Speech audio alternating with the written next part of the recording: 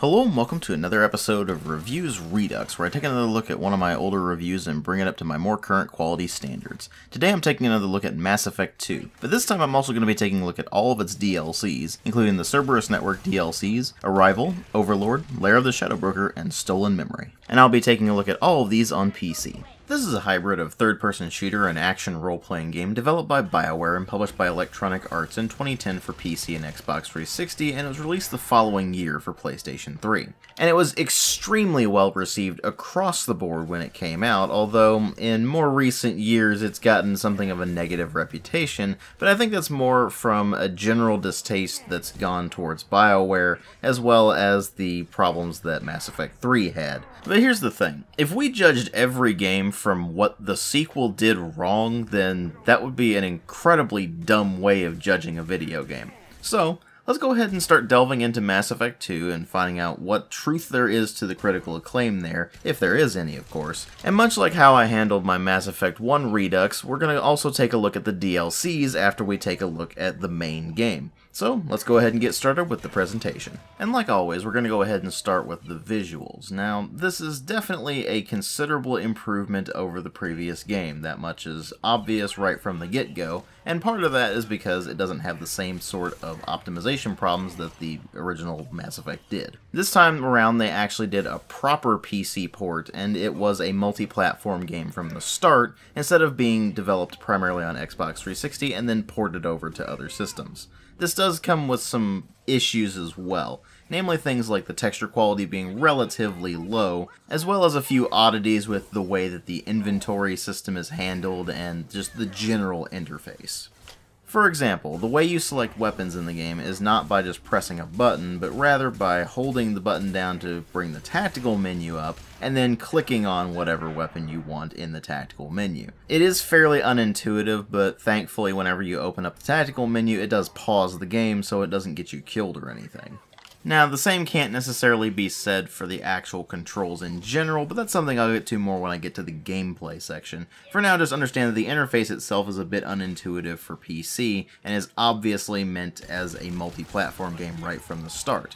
And like I already mentioned, that also extends to the visuals, particularly with the lower texture quality, but compared to the previous Mass Effect game, the modeling has improved and the animations are generally a bit smoother and more detailed. It retains the same sci-fi aesthetic, although this one is going for considerably darker tones, so all of the colors are a bit darker than they were in the previous Mass Effect game, which does end up working out fairly well for the game in general. It's not to say that everything has become brown and gray, instead meaning more that the general art style is a bit grittier and you're seeing more dark lighting and that sort of thing that really does make the colors actually pop out a bit more. And while they do certainly change up a few things here and there from the previous Mass Effect game, everything does still look very familiar and it really does look like it fits in perfectly with the Mass Effect universe. Of course, that doesn't necessarily mean that they've improved all the visuals, or at least not all that much, because you still have pretty bad lip sync and there's quite a lot of animation clipping. Not to mention, you're still going to be seeing quite a lot of the same canned animation cycles when you get into conversations where someone will just walk around for a brief bit before just standing still and staring straight ahead or things like that. And while that's certainly not a deal breaker, it does get a bit annoying after a while. Then of course there's the obvious dichotomy between the pre-rendered cutscenes and the in-game cutscenes, because the in-game cutscenes are fairly seamless with your actual gameplay,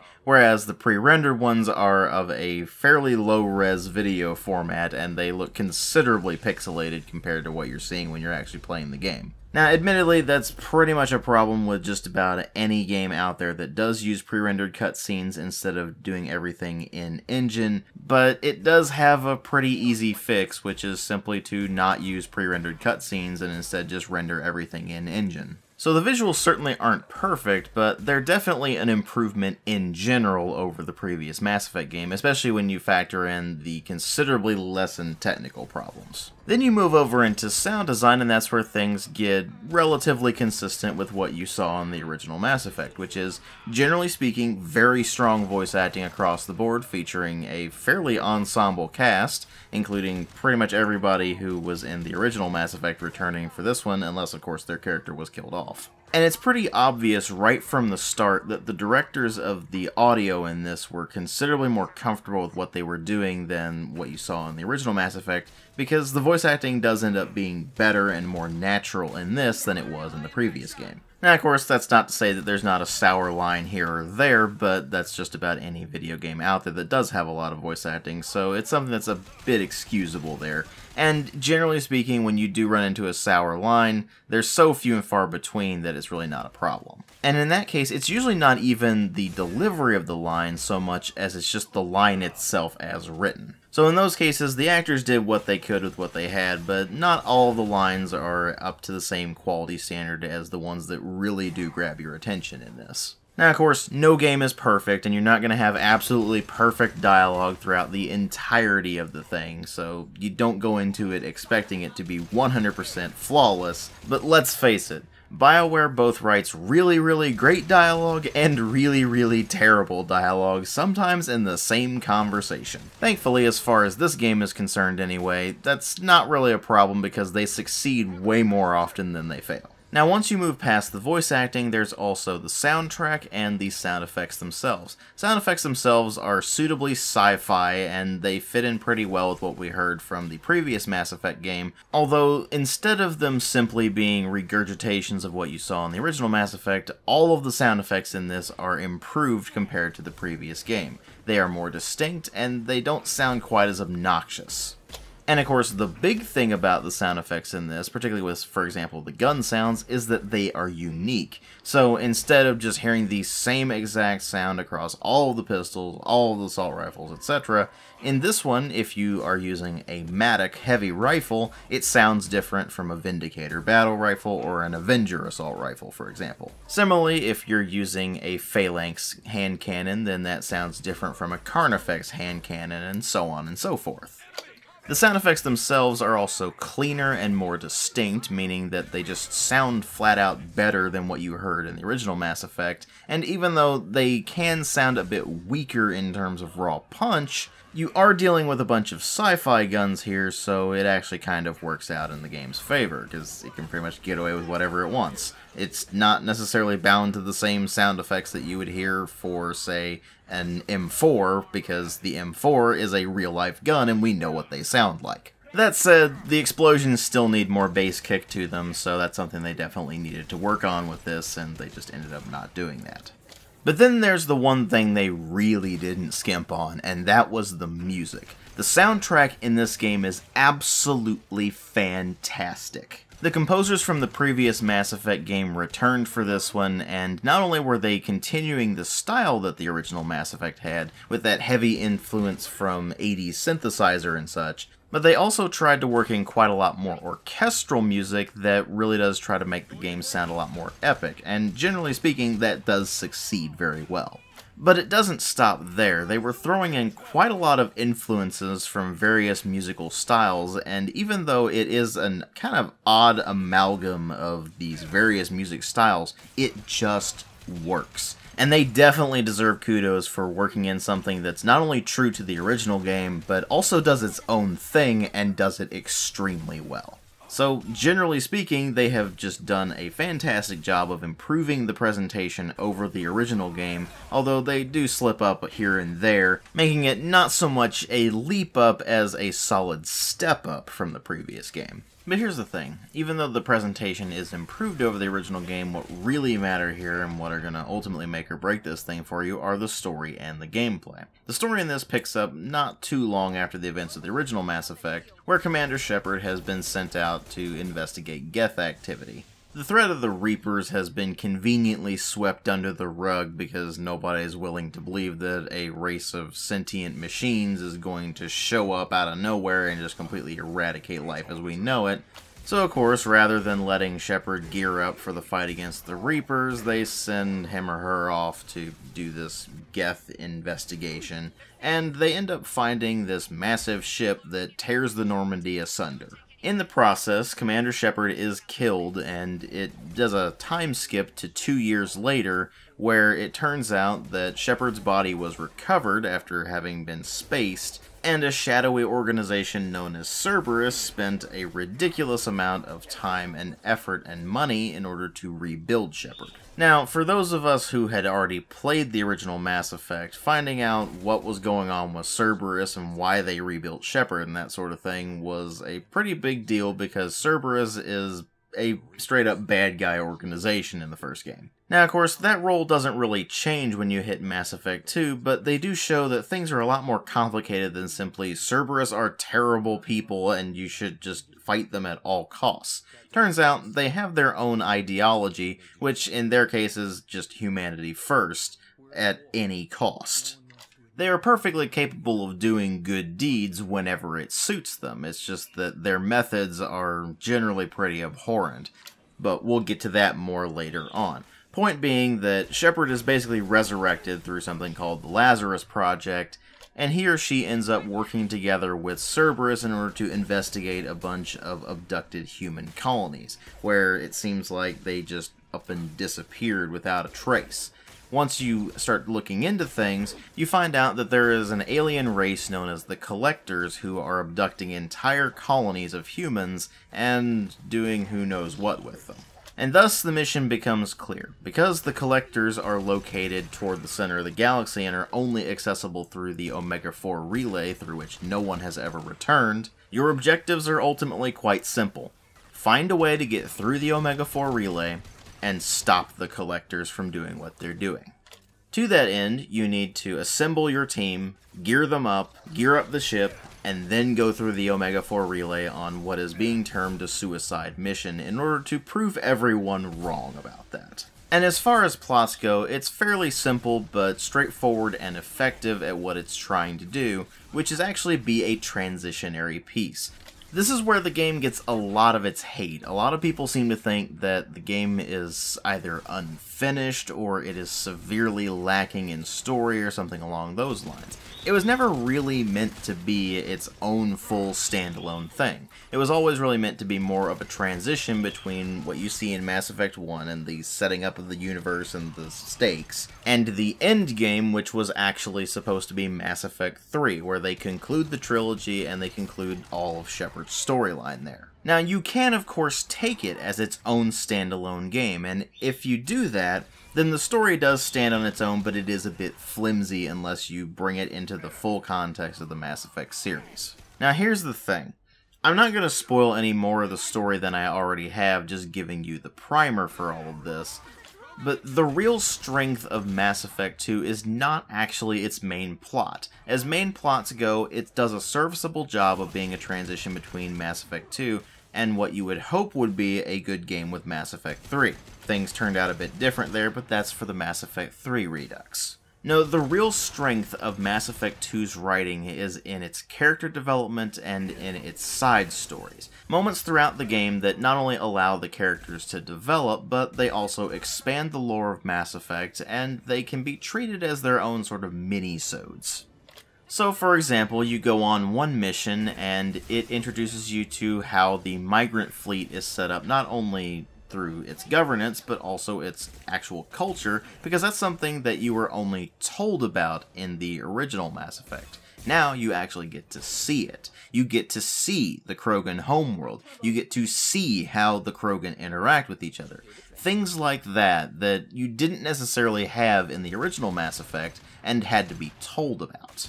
Of course, in addition to showing us what's going on in the universe rather than simply giving us an exposition dump like the original Mass Effect did, although this game certainly has its fair share of exposition dumps, the game does have its fair share of strong character moments that help you get more attached to the characters. It makes them more fleshed out and actually seem more, oddly enough, human, even though they aren't necessarily humans in the game. I'm sorry. I know that was important, but you performed Gilbert and Sullivan? I am the very model of a scientist Solarian. I've studied species Turian, Asari, and Batarian.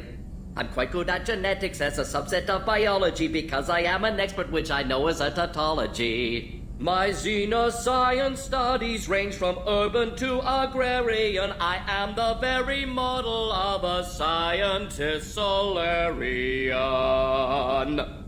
Now, of course, there are certainly some storylines that are better than others. I mean, that's to be expected, but generally speaking, they are of a very high quality throughout. And really, the worst thing you can say about any of them is simply that they're a bit bland, which is not really that big of a problem, because even if they are a bit bland, those mini storylines only last for maybe a couple of hours. It's a format that actually works pretty well, and it really does highlight that BioWare's main strengths are more in their character development and character moments than in their overarching storylines. Because let's face it, the overarching storylines in the vast majority of their games have not been particularly good. Serviceable, sure, but never anything all that amazing. And Mass Effect 2 is really no exception there. The main plot of it is serviceable, but it's not particularly great. It's the various moments that flesh out the lore of Mass Effect, as well as the various characters that you're interacting with, and seeing them grow over time, and change depending on how you interact with them as well, that really does become one of the game's biggest strengths. Now, of course, this does lead me to mention that, again, the dialogue is sometimes a bit inconsistent. Most of it is fairly strong, but there are a few lines here or there that are just headache-inducing. And there is one very important aspect regarding the Mass Effect trilogy, which is, of course, the save import feature, because it's a role-playing game, and your choices do change things. So you can actually import your save from a finished version of Mass Effect 1. So, for example, you finish the game and then you just import your save file after that, and all of your choices carry over into Mass Effect 2. You will run into various moments throughout the game that do directly reference things that you did in the original game that may have repercussions in what you're seeing with Mass Effect 2. And that extra bit of continuity really does help to make the experience your own. Even though Shepard is not necessarily your own specific character, you're still able to personalize your Shepard to some degree. Obviously, you can change the way they look, but there's also the way they act, and that will carry over between games. And it is worth noting as well that you're not necessarily going to see all of the repercussions of your actions in the first game in the second game, because the second game is a transitionary piece. You would expect to at least see some of those in Mass Effect 3. This is something that a lot of fans would have a big point of contention with, but Mass Effect 2 tends to maybe reference something, but not really go anywhere with it. A game that's meant to be a transition piece between the first game and the last game in the series is able to get away with that because you're not necessarily expecting to resolve all of the loose ends by the time you finish the second game in the trilogy.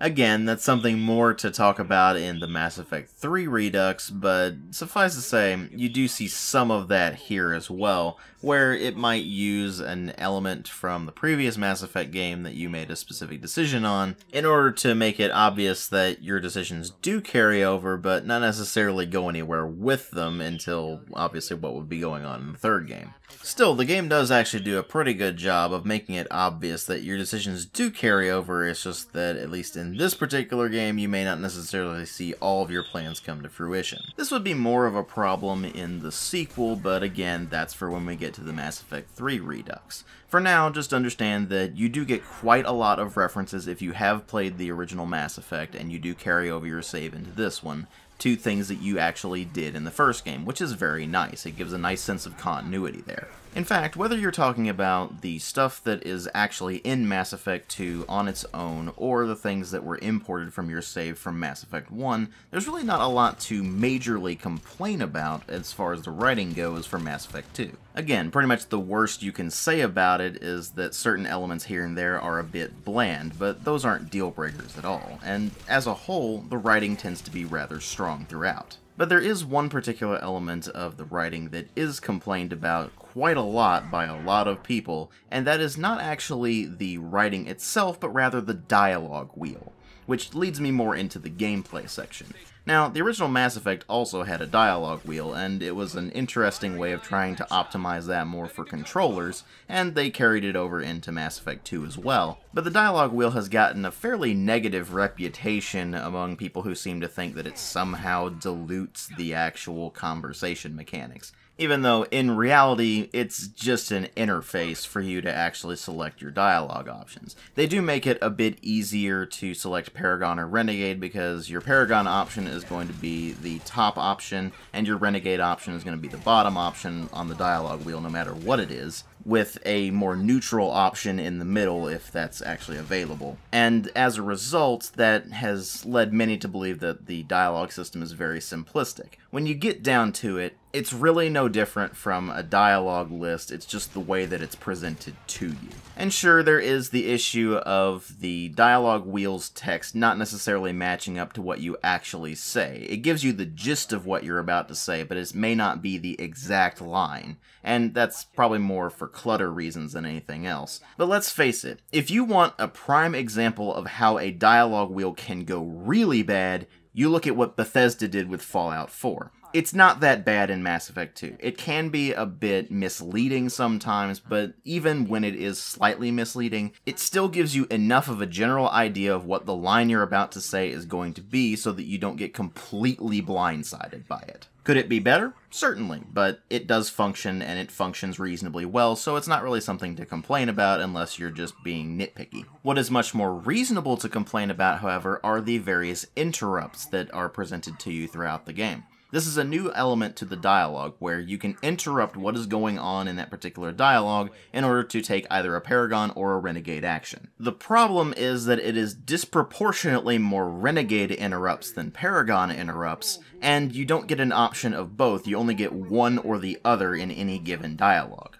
This is primarily a problem if you are playing a Paragon character, because if you are, then that means you're going to be getting a lot of Renegade interrupts that you may or may not want to do, and some of those are actually fairly entertaining because they can result in goofy one-liners, or they are just things that you would find funny to begin with. Like the now infamous, "I've had enough of your disingenuous assertions." So even if you are playing a Paragon character, you might still pick a few Renegade interrupts here and there. Now, these do add points to your Paragon or Renegade spectrum depending on what type of interrupt they are, so it's really best to maximize the number of points you're getting and go with one specific path or the other, just so you can get the additional dialogue options that are presented to you by a high enough Renegade or Paragon score. And much like in the original Mass Effect, the Paragon and Renegade system is of mixed success. Sometimes it's nice to get the additional dialogue options and to have different ways of portraying your Shepard, so that they're either sort of a diplomatic hero or a get everything done at any cost kind of hero. And for the most part that is fairly clear-cut, and they do a decent enough job of presenting those options to the player and making it obvious that what you're selecting is a more diplomatic option or a more just get it done, I don't care how kind of option. But sometimes they do have the issue of the options not necessarily falling in line with what you would expect from Paragon and Renegade.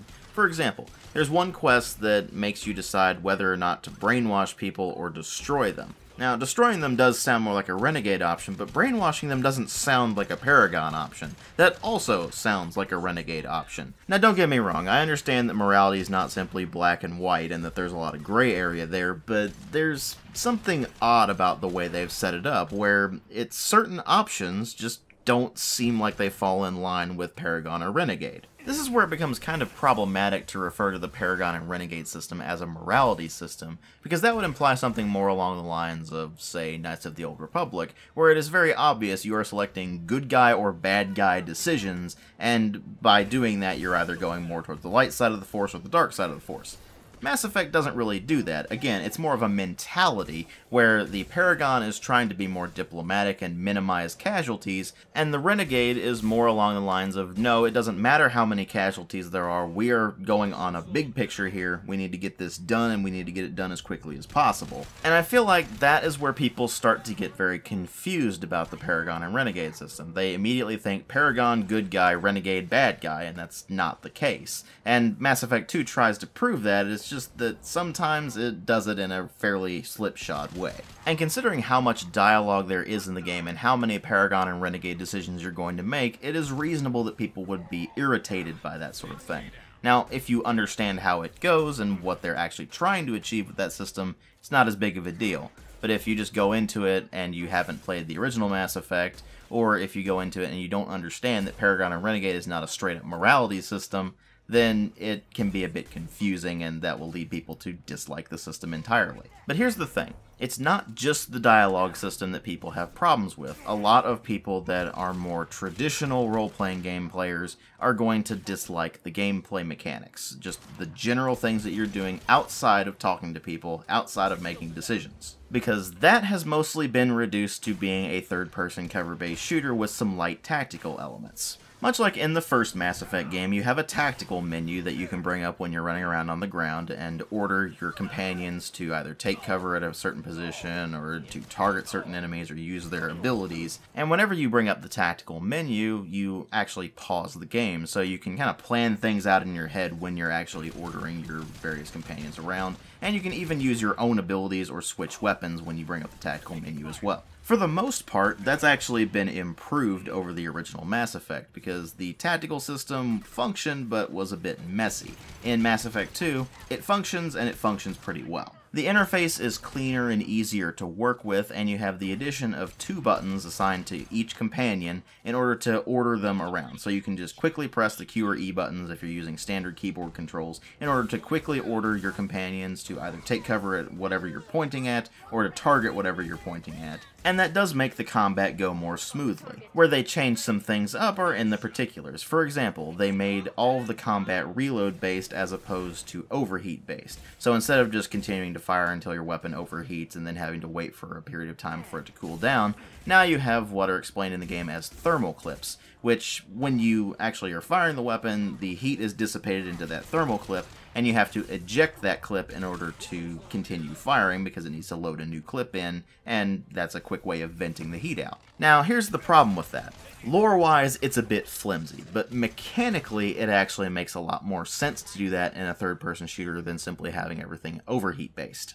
It's quite simply what more people are used to, and frankly, it is more conducive to quick and intense combat than simply sitting there and waiting behind cover for your weapon to cool down. What makes a bit less sense is how they changed the abilities. Now you can't simply chain all of your abilities together and each one is on an individual cooldown. Now you have a general cooldown during which you cannot use any of your abilities, except for, of course, running around, taking cover, and shooting, and that sort of thing. Cooldowns work the same way for your squad mates, so whenever they actually trigger one of their abilities, they can't use any of their other abilities until their cooldown has expired. It takes quite a bit of getting used to if you've played the original Mass Effect shortly before going into this one, but when you get down to it, it is a quicker system to get used to, and it is actually a bit easier to work with. It also means that because this is more of a third-person shooter than the original Mass Effect was, the game's a lot easier. This doesn't necessarily mean that you won't die throughout playing the game, but you probably won't unless you just really screw something up or the game really manages to screw you over in a very specific circumstance.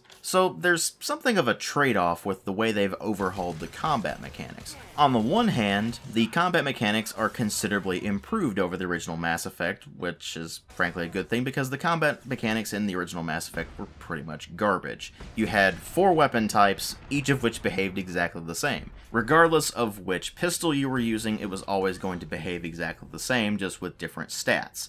In Mass Effect 2, on the other hand, you have a pistol that does very high damage but has a low magazine capacity and it uses a laser sight. Or you have one that is more rapid fire and has a larger magazine but does less damage. In the original Mass Effect, all of the assault rifles behaved exactly the same. They were all rapid fire, basically machine guns. In Mass Effect 2, you have one that's a 3-round burst rifle. You have one that's a semi-automatic rifle. You have one that's a fully automatic machine gun, effectively. And then you have one that is a straight-up machine gun. On top of that, you have a new weapon slot that is specifically for special weapons, each of which does behave differently. I mean, one's a grenade launcher, one's a rocket launcher, one launches singularities that draw things in and then explode, one of them basically launches mini nukes, and that thing's pretty ridiculous. And all of these new special weapons occupy the heavy weapon slot and use heavy weapon ammo, which you find through power cells scattered around the levels. Now, admittedly, this does mean the complete loss of the inventory system from the original Mass Effect, but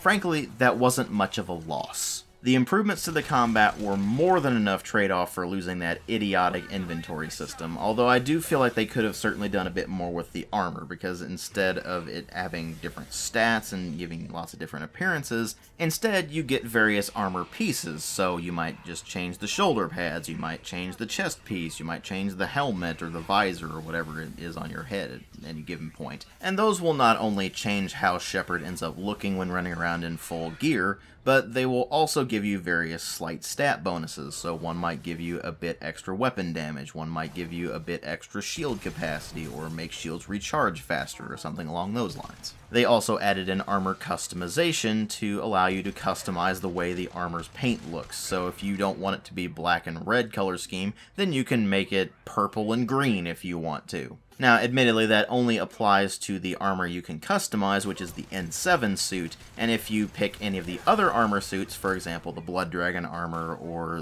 the Cerberus Assault armor, then you can't customize the appearance or the parts that are associated with those, and you also get a specific set of bonuses from those particular suits of armor that are just what would ultimately add up to what you would see in the N7 armor. But here's the thing about all of that. It only applies to Shepard. Shepard is the only character you can pretty much fully customize.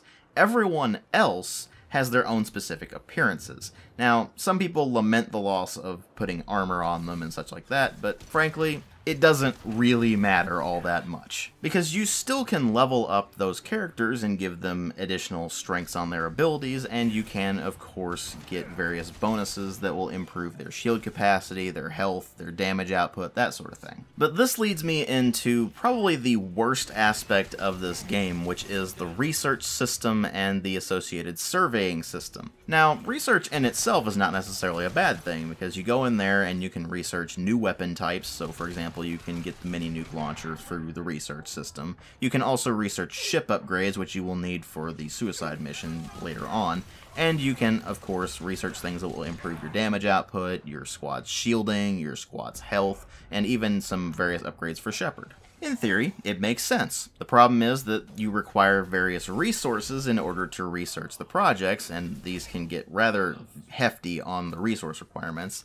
And as a result, you had to go around surveying planets and mining them for resources, using probes, which you have a limited supply of. And in order to go find these planets, you need fuel, which you need to buy. So you need to buy both probes and fuel, and you have a limited supply of both. Meaning that you're going to spend quite a lot of time just wandering around the stars collecting resources so you can research your various projects. To say that is mind-numbingly tedious is such an understatement it's right next to dinosaur bones. Sometimes you might get a bit lucky and find an anomaly, but those are very rare, and most of the time the only real joy you're ever going to get out of the mining system is this. Really, Commander? Probing Uranus.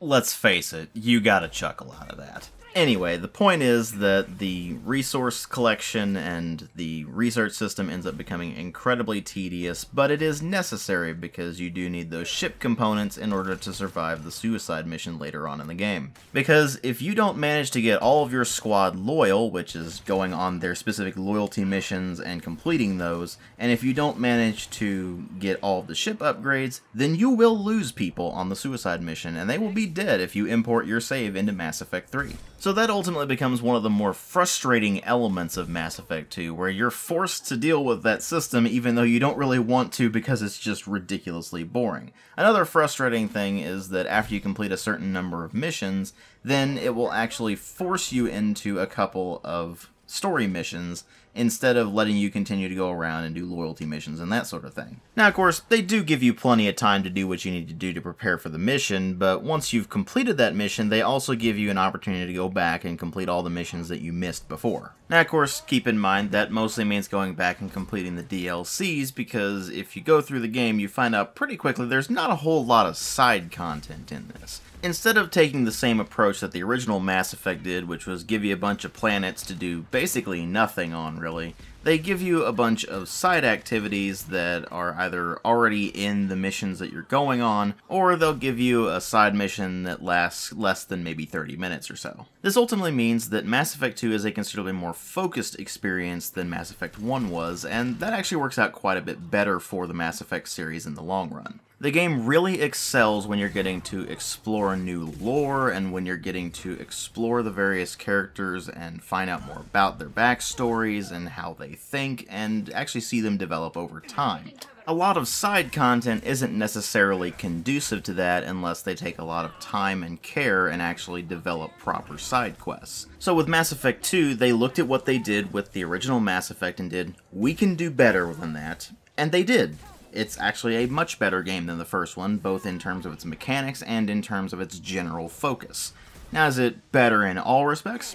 Not necessarily. It's less of an RPG than the first game was, that's for sure, but it's still an RPG. It still has all the proper elements in it that make it a role-playing game. It's just that they've simplified things considerably. For example, when you actually level up, there's only skills that you can put the various points into, as opposed to having a large tree of skills that you can put points into and eventually unlock abilities within that. And as much as a lot of people would whine about that simplification and call it dumbing down, it actually makes more sense for the gameplay style they're going for. And it means that instead of just having to fill out a tree with a bunch of very small passive bonuses, you just get something that is directly useful. In other words, the game was actually properly streamlined. They removed some elements and restructured them in order to better service the gameplay, as opposed to what is actually dumbing down, which is arbitrarily removing and combining things because it's apparently too complicated for the player to understand, and you want those sweet, sweet Call of Duty dollars. And because they made so many right decisions with Mass Effect 2, it actually ends up being the best game in the entire series thus far. And that's before you factor in the DLCs, which is very important to mention.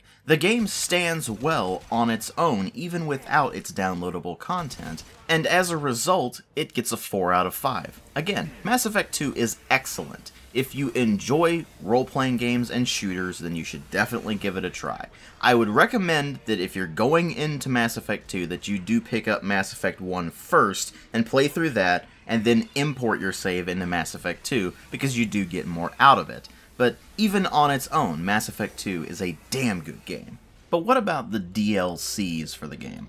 Now, the game did launch with something called the Cerberus Network, which is going to be the first DLC I talk about, and that was actually included with the game. You got it for free if you bought a new copy of the game, and it was actually a collection of content rather than an individual thing here or there. But in addition to the Cerberus Network DLCs, there were also a collection of paid DLCs later on, which are Stolen Memory, Overlord, Lair of the Shadow Broker, and Arrival. Now, I'm going to talk about those in their release order, but let's go ahead and get started with the Cerberus Network DLCs first. Now, the Cerberus Network DLCs consist of a collection of content. These include some additional weapons like the arc projector and the Cerberus shotgun and armor, as well as the main content of it, the Normandy crash site, the Price of Revenge, which introduces the character Zaid, and the Firewalker pack. Now, of those, I'm only really going to be talking about the actual content as opposed to just, here you go, have an extra special weapon you'll never use, and here have a shotgun that's actually fairly decent,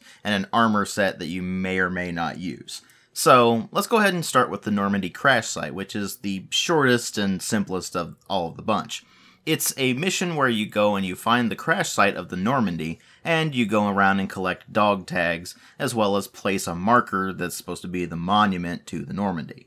And honestly, it adds basically nothing of value to the game. It's supposed to be sort of a trip down memory lane, but it's really only effective if you've played the first Mass Effect, and even then, it's really not all that effective. It's just a quick side activity to do that counts as a mission, oddly enough, and so if you need to pass time, then you can just hop into that mission and do it. Now with that out of the way, let's talk about Zaid and the price of revenge. You run into Zaid when you first land on Omega, as long as you have the DLC unlocked anyway, and he introduces himself to you and actually immediately joins your party, so you can actually have him with you when you're running around doing stuff on Omega. As far as the raw stats and loadout goes, he equips assault rifles and sniper rifles, making him much like Garrus, and he gets concussive shot, disruptor ammo, and something called an inferno grenade as his loyalty power, which is actually the only grenade power in the entire game. And it's a reasonably useful power, but you're probably better suited unlocking it through Zaid and then using advanced training to equip it on Shepard, for a reason I'll get to in a moment. But once you've encountered Zaid and added him to your team, he actually gives you his loyalty mission immediately, so you can go and complete that, and theoretically he can be the first member of the entire group who is actually loyal. And if you go on that mission, you actually find out that he was one of the founders of the Blue Suns mercenary group, and he's going to get revenge on his former partner named Vito Santiago, who betrayed him and left him for dead. And it's a loyalty mission that's up to pretty much the same quality standards as the loyalty missions you'll go on throughout the course of the normal game anyway, but with one major caveat, which is that Zaid does have lines for all the various moments throughout the game,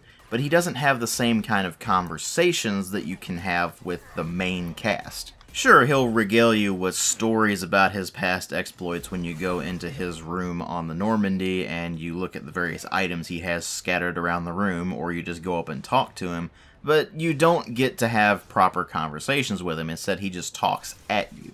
Not to mention that as far as the cast goes, he is relatively bland because he is just kind of a grizzled old mercenary who's kind of stuck in his ways, and his ways are effectively what you would see with Renegade.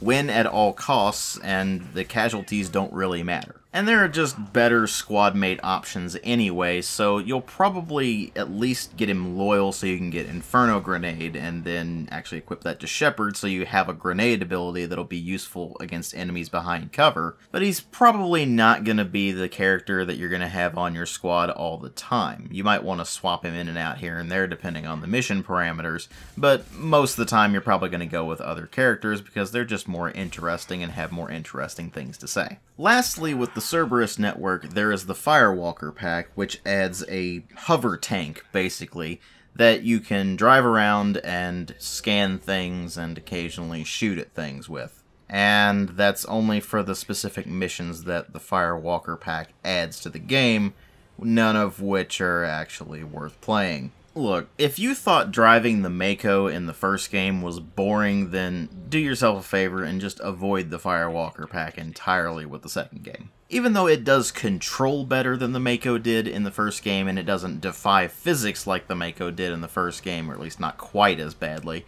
there's really not much to the Firewalker missions. You just go around and you scan things, and occasionally you will shoot at something, but there's really nothing to it. It ends up being just kind of pointless busy work to go on if you just don't feel like doing anything else. And ultimately, that just means that the Firewalker pack just feels like a waste of time that you shouldn't bother with. In fact, about the only thing that the Cerberus Network DLCs have going for them is that they're included with every copy of the game, so you get them for free. So even though they are rather mediocre, again, they're included with your game for free, and you can just add them to your game for a bit extra content, and the Inferno Grenade's nice to have, so there is that. But if they had tried to charge for the Cerberus Network DLCs, then I would say avoid them, because they don't really add enough to the game to really spice it up enough to justify the asking price, if there was one. But for free, you might as well go ahead and at least get Zaid, because at least he actually has a proper mission.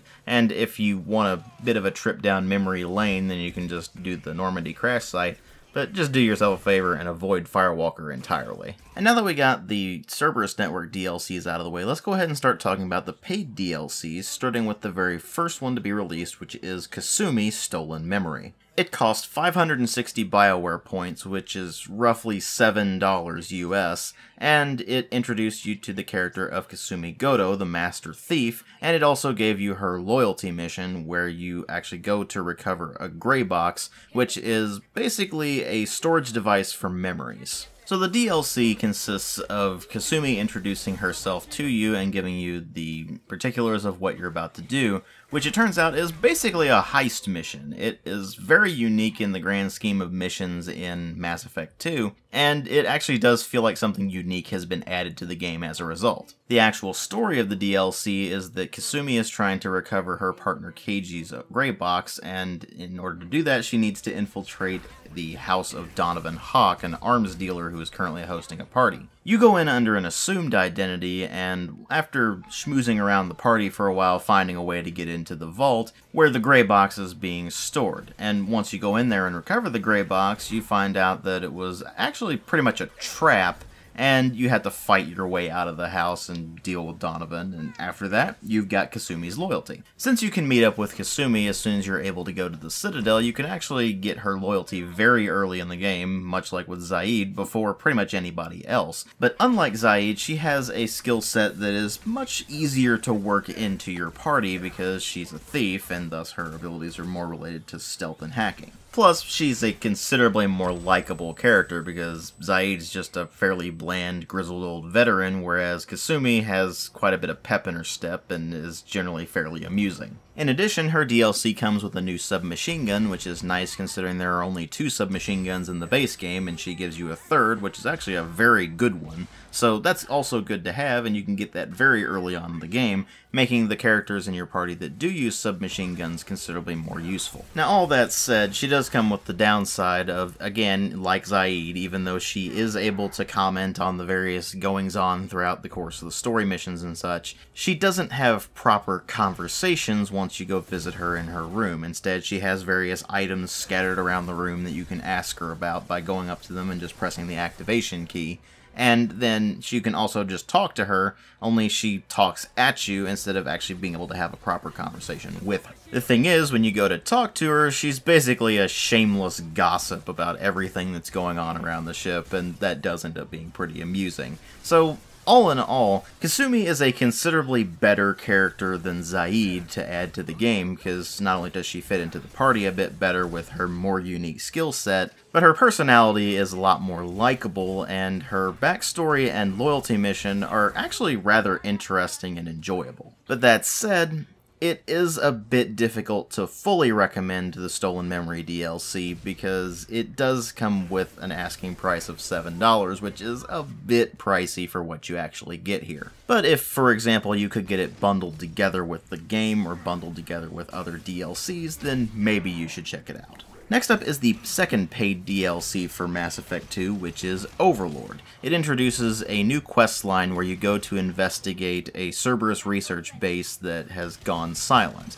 And when you get there, you find out that the base has gone silent because a VI experiment known as Project Overlord has gone rogue and has activated all the Geth that are around the base and all the base defenses to go up against all the humans that are actually there conducting the research. And you're basically just going in there to stop that raging VI. But things get a lot more complicated when you find out what the actual purpose of Project Overlord was, and what the actual research being conducted involved. Now, I don't really want to spoil the story for you if I can help it, but suffice to say, once you find out the truth behind Project Overlord, it takes a pretty dark turn pretty quickly, even more than it already had taken, and you actually find that it's a rather depressing story when you really get down to it. And for those of you who might have been concerned that they were showing Cerberus as kind of the semi-good guys, or at least anti-heroes in the main parts of Mass Effect 2, this is the DLC for you, because it does show that Cerberus is horrible when you really get down to it. Again, their objective is to advance humanity by any means necessary and at any cost, no matter how horrible it actually ends up being. And that's precisely what the Overlord DLC is all about. But even once you get past the writing aspects of the Overlord DLC, which generally are fairly strong throughout, you also get a fair amount of content. It has actual use of the hover tank, the M44 Hammerhead, and you actually get to drive it around and use it like you would kind of hope a hover tank would be used. Namely, you actually get to fight things with it, as opposed to in the Firewalker pack, where you got to fight things at the very, very end of the progression. Thus, the Hammerhead ends up being used much better in the Overlord DLC than it was in the DLC that introduced it, oddly enough. And on top of that, you get a surprisingly long quest chain where you get to go from location to location and actually work your way towards the core of Project Overlord in order to take it all down. All told, you're looking at roughly a 2-hour or so mission that is actually of rather high quality and is worth playing through if you already have the DLC. But here's the question, is it worth the price of admission of $7? I'd say it's right on the borderline of acceptable with that price, considering you do get a decent amount of content of roughly 2 hours for it. Unlike with, say, the Firewalker pack, it does feel like it actually has a purpose in the grand scheme of Mass Effect 2, although it is only a side quest when you really get down to it. And that's why I'd say it's borderline acceptable. Again, like with the Kasumi DLC, it's probably better if you get it bundled together either with the game or with other DLCs in order to maximize the cost-to-benefit ratio. So it's worth playing through, but that price is on the borderline of what I'd be willing to pay for it. Next we come to the third main paid DLC for Mass Effect 2, which is Lair of the Shadow Broker. It's also the most expensive, being priced at $10 US or 800 BioWare points, and it's also the one that had the best reception out of all of the DLCs. I'll explain that more in a moment, but suffice to say what you get when you get the Lair of the Shadow Broker DLC is a fairly lengthy questline with Liara T'Soni, one of the characters from the original Mass Effect who makes her return as an information broker in Mass Effect 2. When you meet up with her on Ilium in the main game, she does mention that she's going after the Shadow Broker, and that's exactly what the Lair of the Shadow Broker DLC is. She finally gets the intel she needs to go and find the Shadow Broker and take him down, and the DLC picks up from there with various amounts of intrigue, investigation even, and of course when you eventually manage to storm the lair of the Shadow Broker and take down the Shadow Broker himself. And unlike with the previous DLCs I've mentioned, where they have quite a few downsides, the only real major downsides with a Shadow Broker DLC are twofold. First, it's not that long, it's maybe 2 to 3 hours long, and second, it's a bit pricey for what you get in terms of raw length. But here's the thing, what you get is some of the best content in Mass Effect 2. You get to go on another adventure with one of your veteran squad mates, Liara, and she actually joins your party and you can command her around as one of your squad mates, and it actually features not only a good amount of variety with what you're doing and how you're fighting and such, but also a surprisingly large amount of additions to the Mass Effect lore. Not to mention that as you're playing through, the dialogue is actually fairly strong, featuring quite a lot of banter between Liara and your squad and everything like that, and it also ends up just being a very satisfying questline in the long run. And in addition to its quality, it also has direct repercussions on Mass Effect 3 because it sets up something that you would see unfold in Mass Effect 3, and if you hadn't played through the Lair of the Shadow Broker DLC, you might be sitting there going, wait, what? When it actually shows up in Mass Effect 3. As a result, despite the relatively high price compared to the other DLCs and, of course, the fairly limited amount of content, I'd say that this is one of only 2 must-own DLCs for Mass Effect 2. The other one I'm about to talk about, and it's not for the same reasons as Lair of the Shadow Broker. Lair of the Shadow Broker is just a really good DLC, and on top of that, it has lasting effects for Mass Effect 3, so it's very important to the continuity. The other must-own DLC for Mass Effect 2 is the final DLC for it, which is Arrival. And it's not because it's high-quality DLC or anything like that, but because it has significant impact on the continuity. Specifically, the events in Arrival are the exact reason for why Commander Shepard is where he is at the beginning of Mass Effect 3. In this particular DLC, a deep cover agent goes missing in Batarian space, and Shepard is asked by Admiral Hackett to go in there and extract the agent and find out what they learned, because they sent back a notification that there was evidence of an imminent Reaper invasion in that particular system. It's also important to mention that this is one of very few missions where you're playing any length of it alone. You don't have a squad with you on this one, it's only Shepard.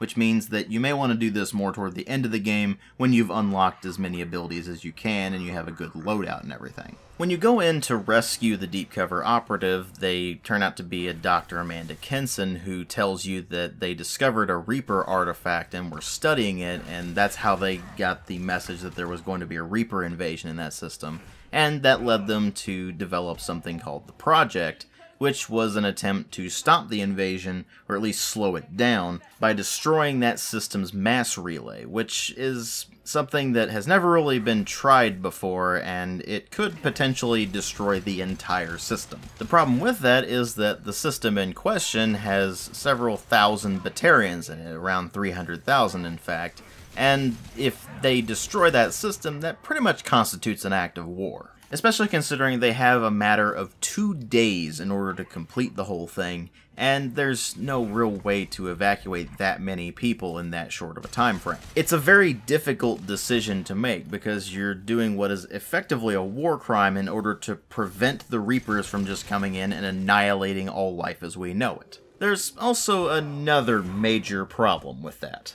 When you get there, in order to find the proof that the doctor was trying to tell you, it turns out to be the artifact itself, which they've got just sitting out in the open. And that's when you find out that everybody that is a member of the project at that time has been indoctrinated. What ensues is a desperate fight in order to activate the project and send it crashing into the mass relay to destroy it before the Reapers arrive and then are able to go throughout the entire galaxy and wipe out all life as we know it. And I actually found this out after the fact because I completed the DLC pretty quickly, but it's actually timed. There's actually a countdown going in the background until the Reapers arrive, at least as soon as you start the arrival questline anyway. And once that finishes, the Reapers arrive and they annihilate everybody. Of course, the mission gives you plenty of time to complete it, so it's not like you sit there and are actually pressed for time on that, but if you dawdle and just wait around, then eventually it will happen. The thing is, beyond that, you're not looking at a particularly long DLC. Much like with the others, it's roughly 2-ish hours long, and when you do complete it, it kind of goes about its business. If you complete it before you go on the suicide mission, then you just keep doing whatever you were doing. But if you complete it afterwards, then you can say that that was kind of the capstone to Mass Effect 2. And it actually works quite well as such, because as I mentioned before, it directly leads into why Shepard is in the location that they're in at the beginning of Mass Effect 3. But as for the recommendation I have, it's only because of the implications it has on Mass Effect 3. It's not because it's actually a really good DLC like, say, Lair of the Shadow Broker is. It's a merely okay DLC, and for the asking price of $7, it's not terrible, but I'd definitely say it's better if you can get it bundled together with other DLCs. But on its own, it's just okay. Again, it will get the job done as far as bridging Mass Effect 2 and 3, and it's a decent enough questline that will keep you interested throughout, but it's not earth-shattering or anything of that nature. But it does introduce a pretty nasty lore implication that was completely overlooked in Mass Effect 3, which is a problem, but that's not for this video. This video is about Mass Effect 2, and as far as DLC goes, the only two that I can say are must-owns are Lair of the Shadow Broker, just because it's a really good DLC and it has strong implications for Mass Effect 3, and Arrival because it does have strong implications for Mass Effect 3. The Cerberus Network DLCs are just included with any new copy of the game anyway, so that's not something to worry about, but the other paid DLCs are more of a, if you're willing to shell out the money for them, you probably won't be too horribly disappointed, although you'll probably think they're a bit pricey. But there you have it, folks, my full redux of Mass Effect 2, including its DLCs this time around. Thank you all very much for watching. Francis Kidd's award-winning production of Hamlet, featuring an all-Elcor cast. Nostalgic melancholy. Alas, poor Yorick. I knew him, Horatio. A fellow of infinite jest, of most excellent fancy, deep accusation. Where be your jibes now, your gambles, your songs? Your flashes of merriment that were wont to set the table on a roar. And don't forget to catch Elcor Hamlet live, an unforgettable 14-hour experience. In sincere endorsement, you have not experienced Shakespeare until you have heard him in the voice of